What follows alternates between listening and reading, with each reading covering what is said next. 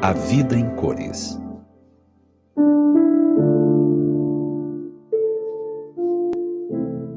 Uma artista mineira trouxe uma proposta impactante e sensível ao resgatar fotos antigas de prisioneiros de Auschwitz. Talvez já tenhamos tido a oportunidade de ver algumas dessas fotos em preto e branco nos documentários, ou mesmo pessoalmente. No entanto, os retratos trazidos por Marina Amaral têm uma diferença bastante significativa. Eles não estão em preto e branco, estão em cores. O belo trabalho de reconstituição, de restauração, impressiona e emociona. Marina teve acesso a cerca de 40 mil fotos cedidas pelo Memorial e Museu de Auschwitz-Birkenau, na Polônia. Previsto para ser lançado como um documentário, Faces of Auschwitz mostrará os rostos, os nomes, as histórias individuais desses homens, mulheres e crianças que viveram esse triste capítulo da humanidade. A autora, que se dedicou com afinco na pesquisa, no estudo, para poder encontrar as cores corretas, os tons, a luz, afirma: a foto, quando é colorida, acaba tocando mais as pessoas. Esse trabalho é mostrar como esse período foi forte e terrível, como essas pessoas sofreram. Marina fala de humanização de cada um daqueles seres, que para muitos ainda são números, histórias distantes. Falamos de quantos morreram lá. Falamos dos requintes de crueldade. Mas pouco adentramos na intimidade de cada uma daquelas vidas. As fotos em cores de cada um, em ângulos diferentes, como retratos, seguida da descrição de quem eram, o que faziam, causam um impacto duro, difícil, que sensibiliza de uma forma inigualável. A vida daquelas pessoas era uma vida em cores, assim como a de cada um de nós. Não morreram alguns milhões de judeus na rede de campos de Auschwitz. Morreram Ceslava, Deliana, Agosta, e segue a lista interminável. Isso nos traz reflexões importantes, pois por vezes nossa indiferença, nossa insensibilidade, ainda está vendo apenas números ou vidas em preto e branco. Tantos morreram assassinados no Brasil no ano que passou, outros tantos em acidentes de trânsito, mais outra quantidade dessa doença ou através de contágio por tal vírus. Passamos a colecionar números dentro da dureza de nosso coração. Esse processo piora quando citam estatísticas, dizendo que apenas 2, 3% de uma determinada população ou grupo de risco irá perder a vida. Não somos porcentagem, não somos bando. Somos José, João, Marina, Marcelo, Pedro. Cada um desses tem família, amores, coleciona lutas e desafios. São espíritos em evolução, como cada um de nós.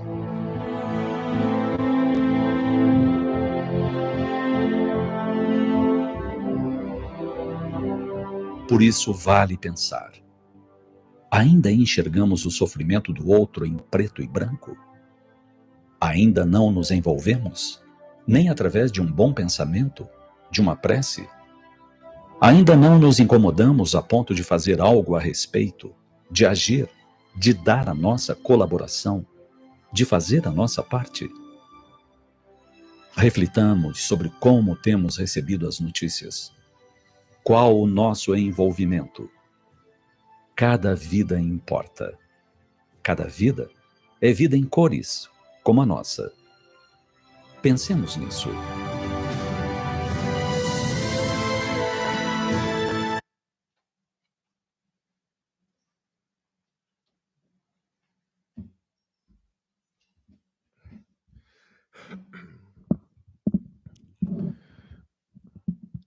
Boa noite.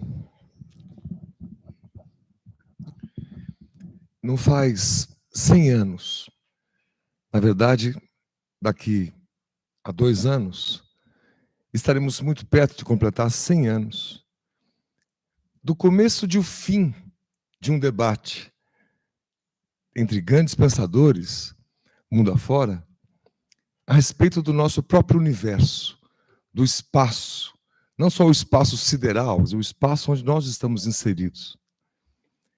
Dos físicos vieram as perguntas que alimentam os filósofos já há muito mais séculos, que é de onde viemos, para onde vamos, qual é o sentido das coisas, qual é o meu sentido, né? O debate se dava nas academias, acompanhado dos jornalistas. Estamos em 1921, 1922. Uma corrente de diversos dos grandes cientistas defendiam que o universo era de um jeito, que tudo que nós conhecemos ou podemos observar nas noites estreladas, através dos telescópios, era a nossa galáxia. A nossa galáxia, a chamada Via do Leite, né, a Via Láctea, era o universo conhecido. Um outro grupo de cientistas, por sua vez, dizia que aquelas nebulosas, de algumas estrelas que eles podiam observar nos céus noturnos, algumas pareciam uma névoa, por isso o nome de nebulas ou nebulosas. E essas nebulosas, eles não sabiam o que é exatamente pela falta de clareza, mas essa corrente defendia que cada uma daquelas nebulosas era, na verdade, uma outra galáxia. E haveria, portanto, um sem número de galáxias além da nossa própria galáxia. Este debate, essa segunda corrente, ganhou o paradeiro. Quando Einstein, intrigado com as descobertas de Hubble, que só foi possível graças a uma mulher fantástica da Universidade de Harvard, que mudou o mundo e é muito pouco conhecida, a Henrietta Leavitt, que catalogava e desenhava uma a uma de todas as estrelas observáveis. E notando uma delas que piscava com um tipo de característica específica, ela podia determinar a distância dessas estrelas pelo brilho. E assim, então, ela pôde declarar que não só o universo é muito maior do que a nossa própria galáxia, como ele também estava em expansão. Estamos dizendo, seus amigos, porque esta hoje é uma das maiores dúvidas dos grandes cientistas, que passaram séculos desdenhando das explicações religiosas a respeito da origem da vida, evidentemente colocadas nos livros sagrados, de maneira simbólica. Adão, Eva, eram períodos, eram raças e não personagens. A Gênese, o Fiat Lux, o faça-se a luz, os dias sequentes dos quais cada um deles Deus criou algo, é uma linguagem simbólica para os bilhões de anos de criação que o nosso universo tem. E também não faz 100 anos que, além de nós visualizarmos o infinito, onde antes nós éramos finito, nós passamos a enxergar um mundo ainda maior que não podia ser enxergado, que é o mundo dos átomos, o mundo quântico, o mundo atômico. Assim, pois, a vida ficou, de repente, nos últimos 100 anos, somente nos últimos 100 anos, dos nossos mais de 2 milhões de anos de caminhada evolutiva enquanto Homo sapiens, ainda que a palavra sapiens, que quer dizer sabedoria, não seja exatamente uma boa definição para um ser humano que permite a fome em volta, a violência em volta, os duelos de ideias, mas essa é a nossa história. Nós dissemos tudo isso para dizer que faz pouco tempo que a ciência, que é assim que Kardec definiu a doutrina espírita, isso está no opúsculo chamado O que é o Espiritismo, escrito por ele, que define ciência, espiritismo é a ciência que estuda a origem, a natureza, o destino dos espíritos, que somos nós. Portanto, é um ponto de vista científico, filosófico. É para ser avaliado, averiguado. E, especialmente nos últimos anos, dos estudos científicos, eventualmente avançados em diversas áreas do corpo humano, das tecnologias humanas, recentemente, a gente vem dando notícias de que a própria ciência começa a invadir um novo tipo de espaço dentro da psique humana, a descoberta da própria alma, da própria individualidade, da vida depois da morte, coisas dos quais os religiosos, nós já acreditamos, mas ainda sem saber exatamente de que jeito a coisa se dá ou como se dá.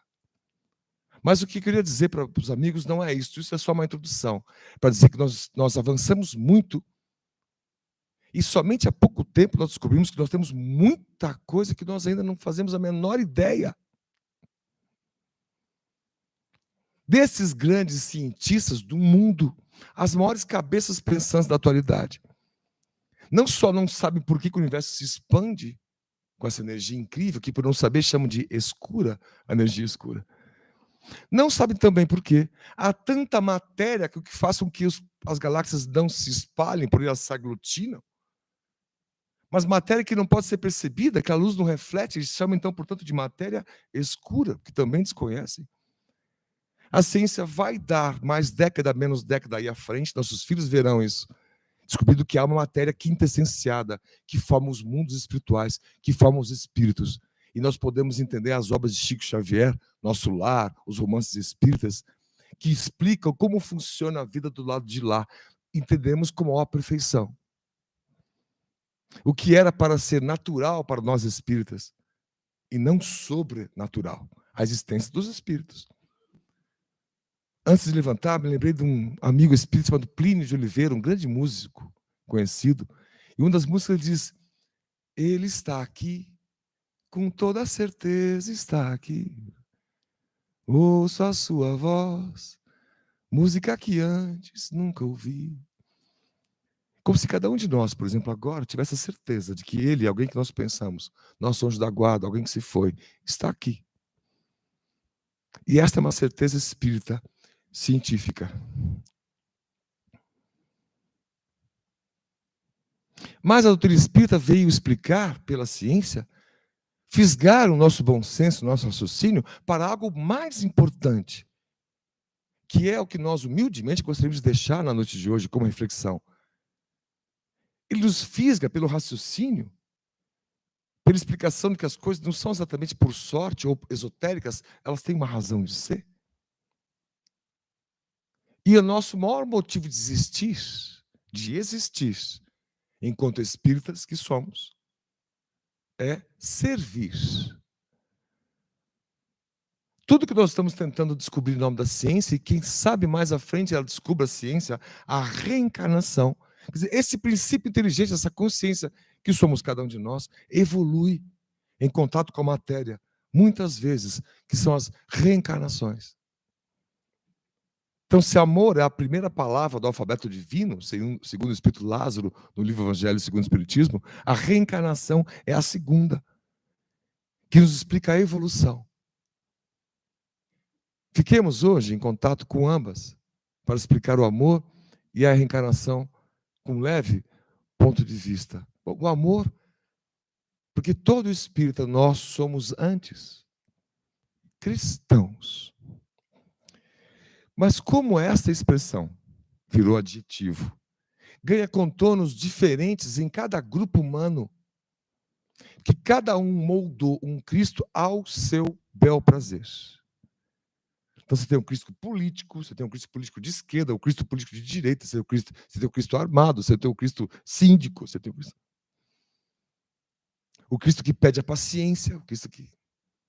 Cada um acha um jeito de adequar uma figura que é um sol, que não nos cabe, não temos a menor condição de estreitar essa angulação do sol que é Jesus, de acordo com o estreito que é o nosso próprio pensamento.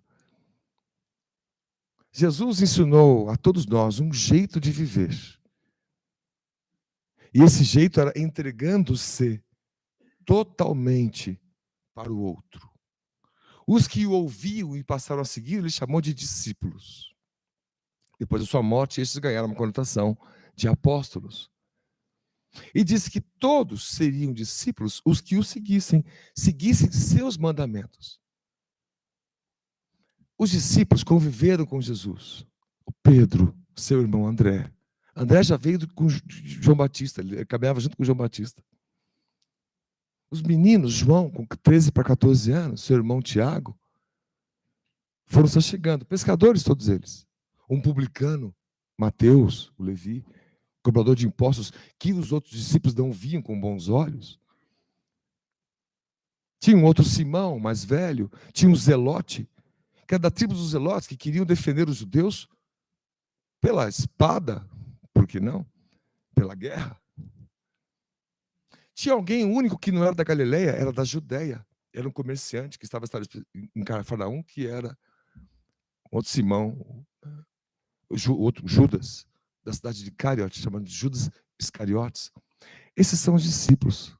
Nós queremos que os amigos percebam que também estamos avançando nesses últimos anos na compreensão do que é ser cristão, do que é ser um discípulo de Jesus, e cada um aqui é, ou busca ser, alguém que vive para os outros, alguém cujo interesse principal não é material, porque segue os conselhos do Cristo. Por que a vez de se preocupar com o que vai beber, com o que vai comer, com o que você vai vestir? Não é a frase de Jesus isso? Ou ele replicando frase de João Batista: quem tem 2 túnicas, dê uma a quem não tem.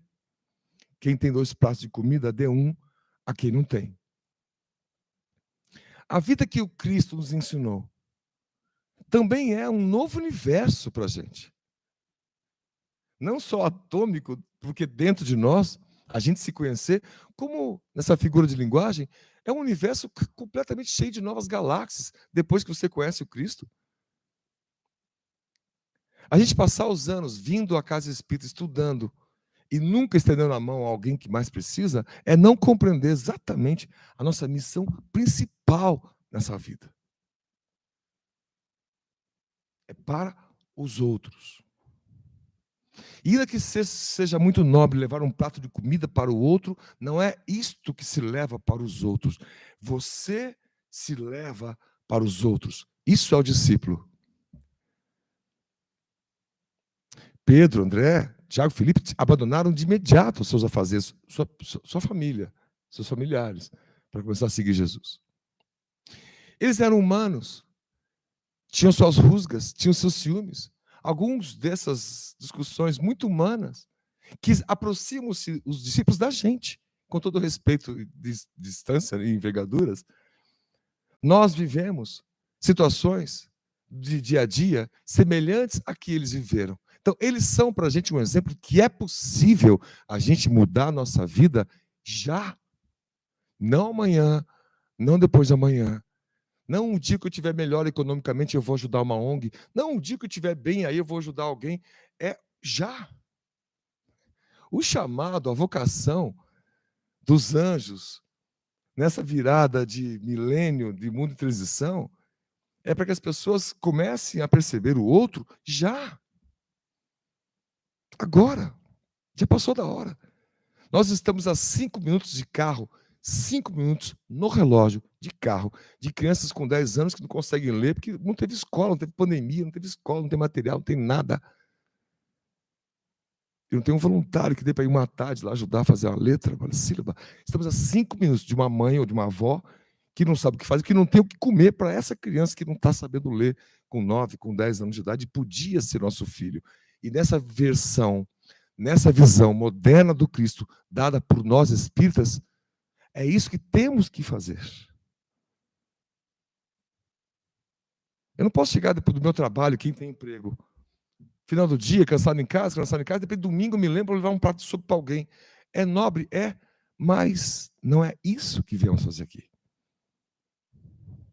No teu trabalho, no dia a dia, você pode estar mudando o ambiente em volta, com a tua psicosfera. Começa aí. Vai almoçar, você vai comprar algo no mercado, como é que você trata as pessoas com quem você convive? Você passou por alguém, um catador, uma senhora está puxando um carrinho pesado, você passou de carro e nem viu. Isso não te deixou indignado a ponto de parar o carro e falar: mas senhora, o que eu posso fazer por você? Porque como cristão ou como discípulo, eu deveria agora dizer entre já no meu carro, vá já para minha casa, minha senhora. Mas a gente não tem coragem de fazer isso no dia a dia.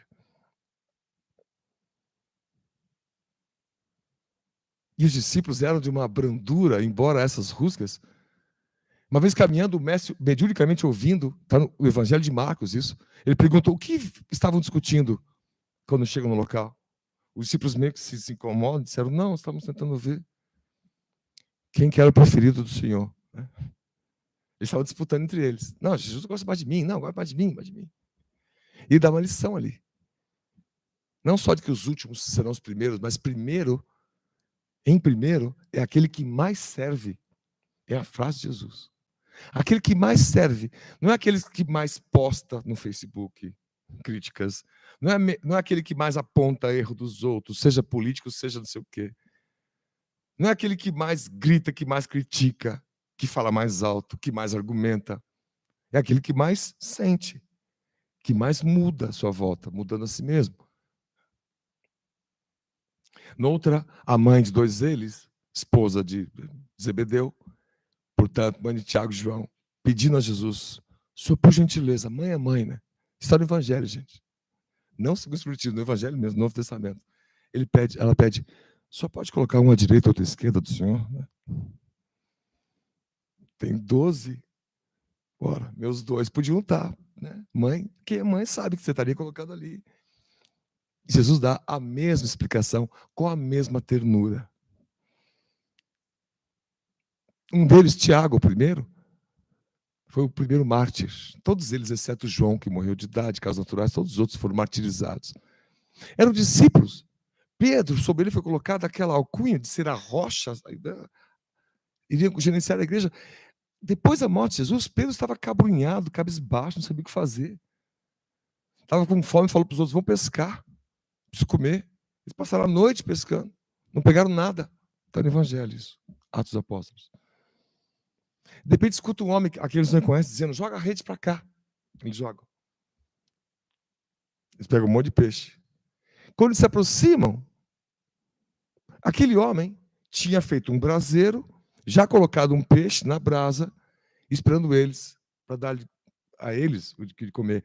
Descendo do barco, eles reconhecem que é Jesus, uma das suas aparições, depois da sua morte, da sua crucificação. Né?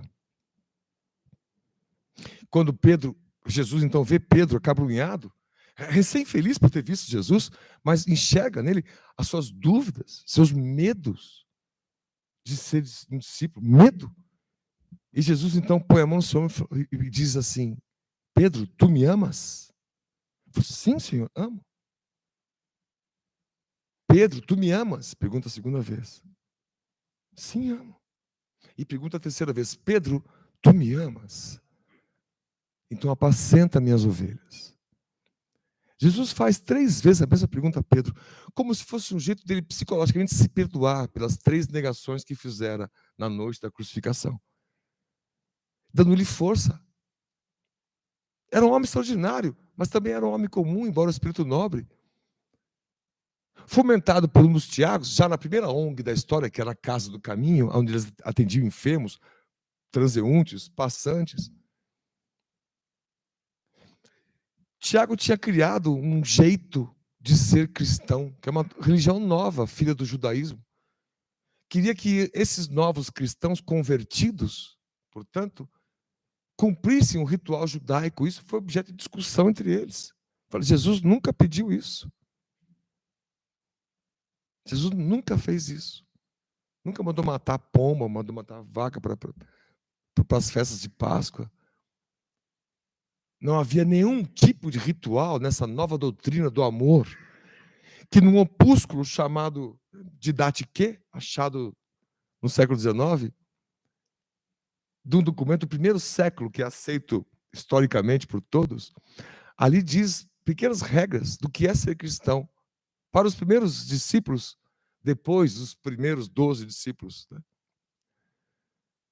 E lá dizia coisas do tipo amar ao próximo como a si mesmo. É dali que saem essas expressões que vão sendo repetidas ao longo dos séculos. De tratar o outro como igual. De nunca tratar o outro mal. Assim, Pedro teve outras ocasiões, como essa, em que ele se deixou levar para o Tiago e queria, então, incluir uma série de rituais judaicos. Paulo, o apóstolo, que foi um perseguidor dos cristãos, convertido, é quem teve que conversar com Pedro e houve um debate com a sua tensão. Vejam, discípulos. E Paulo dizendo, não é necessário nada disso para ser cristão. Basta amar, começar a amar. E para ser um discípulo é passar a dedicar-se à felicidade alheia de imediato, mais do que a sua própria.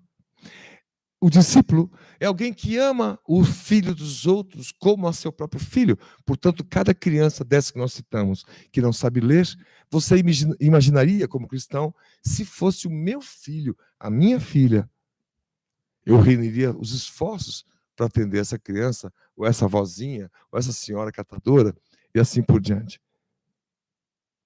Os dilemas de Pedro. Já numa história espírita, na Casa do Caminho, Pedro veio bater a porta, alguém pedindo ajuda, foi um dos algozes de Jesus. E ele se nega, fica bravo, fica imensamente bravo. Amélia Rodrigues, por Divaldo Franco, conta que, de repente, na sombra da parede aparece um vulto que é Jesus. Dizendo, Pedro, tem que atender aquela pessoa. Mas aquela pessoa foi um algoz. Me fez mal ao Senhor. Como é que nós tratamos as pessoas que são diferentes, ou pensam diferente? Eu cometo meus erros, eu confesso, que quando eu vejo essas histórias de Jesus, me dá uma vergonha das pessoas que eu briguei com a política, que eu fiquei indignado, como se eu fosse dono da verdade. Me dá uma vergonha. Mas se não fosse a vergonha, o que seria o aprendizado? E Pedro diz, nossa missão, nossa doutrina é amar os inimigos e não imitá-los. Com a raiva, com a postura, nós fazemos exatamente o mesmo que faz o nosso algoz. Imitamos ao contrário, um efeito espelho. Ele insiste. Aqui Pedro se dobra. Que Jesus diz, atendê-lo significa atender a mim mesmo. Sou eu que estou pedindo, sou eu que estou batendo a porta. E Pedro entende. Então, o que nós queremos dizer, para irmos finalizando na nossa cabeça as conclusões, é que nós temos um universo inteiro de novos aprendizados, mas nós já sabemos de algo fundamental, que cada um de nós é um discípulo. Nascemos assim, todos nós, com esse potencial de vivermos bem, conforme amamos bem. Mas entendendo que a vida fechada só em nós, só para a nossa família, só para o meu emprego, eu tenho as condições, sem olhar um pouquinho para fora, é não entender o objetivo básico de tudo que nós fazemos quando nós aprendemos o que é ser um seguidor do Cristo, o que é ser um espírita, portanto, um espírita cristão. João, aquele jovem que foi o último a desencarnar, morreu com quase 100 anos de idade, escreveu o Apocalipse no final de sua vida. Depois que a igreja estava corrompida já na Idade Média, século XII, XIII, Jesus chama nas histórias espíritas, A Caminho da Luz, o Espírito Emmanuel, por Chico Xavier, o seu discípulo predileto, João, para que reencarnasse na Terra e mostrasse um novo jeito, ou o jeito certo de ser um discípulo do Cristo, perante os desvios de nós, enquanto romanos, naquela época, com as roupas repletas de ouro, e nasce Francisco de Assis, na Úmbria, reencarnação do apóstolo João, segundo Chico Xavier. E vem mostrar uma vida de pobreza. Ele vai curar a mão de um cadela ao beijá-la, depois que eles ficam tirando sarro da aparência muito humilde diante da imponência da igreja romana. E quem de nós teve a chance de conhecer aquela região da Itália, de Assis, via Porciúncula, que é a igrejinha dele, do tamanho dessa mesa. Não muito mais do que essa mesa, com pedra em volta. Porque era o suficiente um templo de pedras fechado para estar com Jesus. Porque para ele estar com Jesus, ele estar na natureza, com os bichos, com os animais, com os outros. E Emmanuel completa, no livro Caminho da Luz, dizendo que nem assim a igreja, o poder local, percebeu o novo direcionamento que Cristo queria dar através da vida de Francisco de Assis. E cada discípulo, portanto, tem essa história. A última que nós queremos trazer, além das reflexões sobre Pedro, agora sobre João. Uma reflexão mais dura que a sociedade sempre fez sobre um personagem de Judas, o traidor, Judas Iscariotes, que cometeu suicídio depois de ter traído Jesus por 30 moedas. Era o tesoureiro da turma. E a história espírita, aberta por Chico Xavier, pelo espírito Humberto de Campos, o irmão X, vai trazer um aprendizado único da evolução nossa de cada dia, cada vida, cada reencarnação, aprendendo a amar mais e melhor. Com o seu suicídio, Judas de Iscariote, um novo discípulo foi chamado para ocupar o seu lugar, alguém que já seguia Jesus há 3 anos, chamado Matias, que algumas tradições dizem que era Zaqueu, aquele publicano rico com quem Jesus foi almoçar, convertido. E alguns espíritas, a fonte não é 100% aceita, dizem que é uma das reencarnações de Bezerra de Menezes, Zaqueu, Matias, depois as obras de Chico Xavier, Ave Cristo. Se você vê as outras vidas de Bezerra de Menezes já como um grande mártir, um grande discípulo, um seguidor do Cristo. Mas Judas de Iscariote, percebendo o erro que fez, não se perdoava.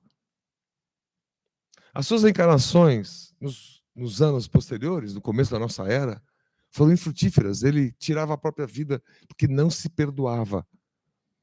Nós que temos nossos dilemas de consciência, essa história é para todos nós. Cometemos erros e hoje percebemos que a gente não consegue se perdoar, não consegue avançar. A gente não se sente merecedor de ser discípulo e vai fugindo das responsabilidades. Ou então, às vezes, já é frequentador de uma religião há muitos anos, mas nunca se entregou para alguém de corpo e alma, alguém desconhecido. Desses desconhecidos que são as pessoas mais sofredoras da sociedade, que estão nas periferias, aos borbotões, aos milhões. Séculos depois do sofrimento, o Espírito está lá, e ele conta em São Bento de Campos. Quando uma luz forte se aproxima dele e a carinha, ele se sente protegido. Essa voz suave da Senhora diz a ele, para ele se acalmar, para ele se perdoar, que Jesus o amava muito e contava com ele para uma missão definitiva, para a sua evolução. Ele reencarnaria na França, estamos no século XV.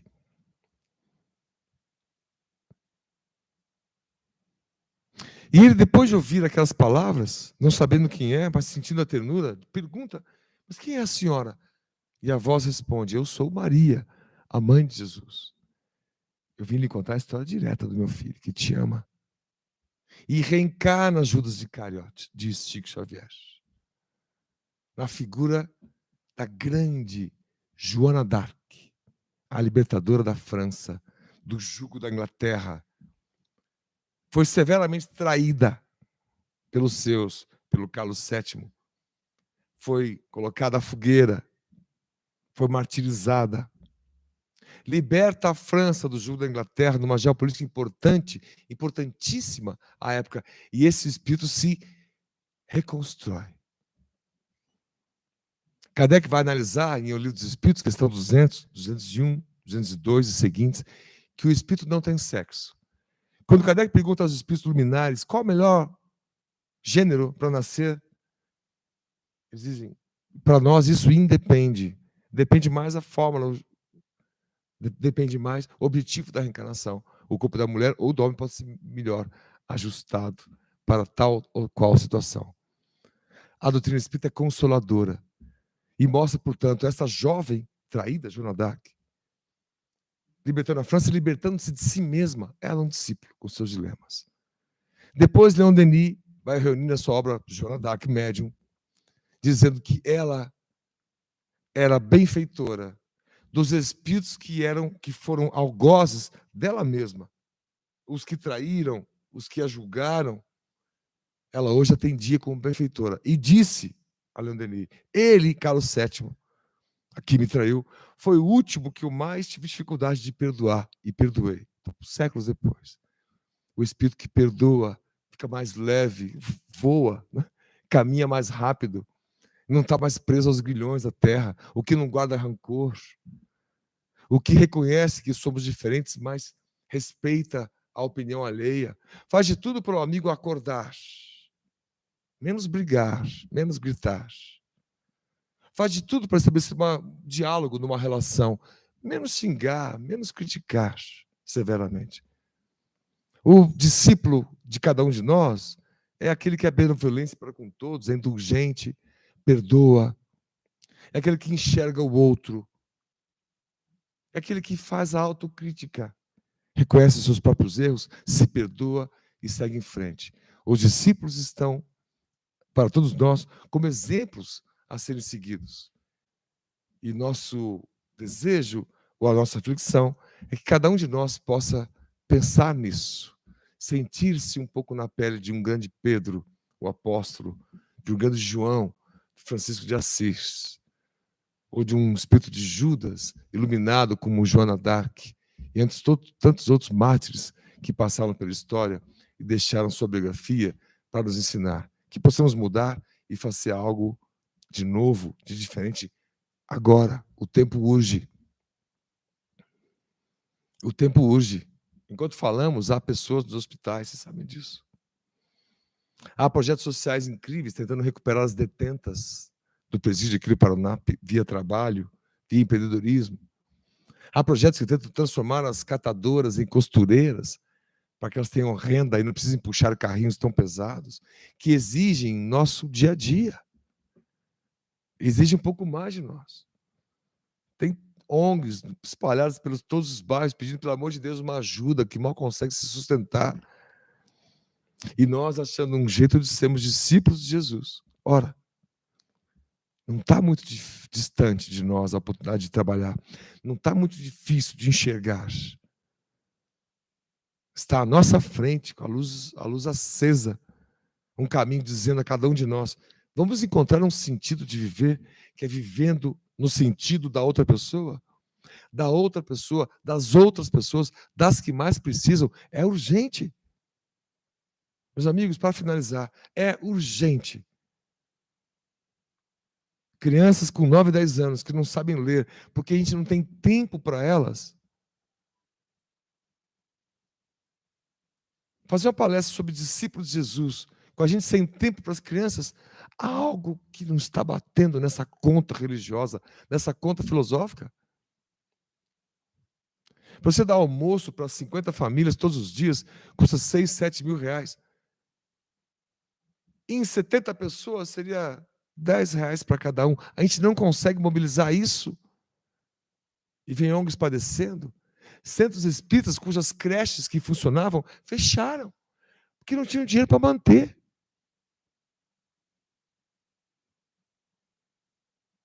É possível fazer muito mais, não só porque é necessário fazer muito mais, mas porque é isso que Jesus nos ensinou. Mergulhar em torno da vida social. O trabalho social não é um estágiozinho de fim de semana de um grupo de estudos. O trabalho social é o jeito de ver se você está aprendendo alguma coisa no grupo dos estudos. Se você vai atender uma criança sabendo, chamando-a pelo nome, sabe onde ela mora, se interessa por ela, entendendo que quem é o carente é você, somos nós que somos os carentes. Necessitados de se sentirmos úteis. As crianças só estão esperando a benevolência dos cristãos para que possam se ajustar. Estamos entendidos? Estamos combinados? Sejamos todos discípulos do Cristo. Possamos todos perceber os caminhos que nós temos que trilhar à frente. Por hoje é só. Vamos refletir na nossa prece de encerramento e bênçãos por todos os líderes desse planeta. Da política, as empresas, a economia, a saúde, a educação e as áreas humanas possam ser atendidas por discípulos benévolos, incansáveis da seara do bem, a quem nós agradecemos imensamente e de coração, hoje, amanhã e por todo sempre. Que assim seja.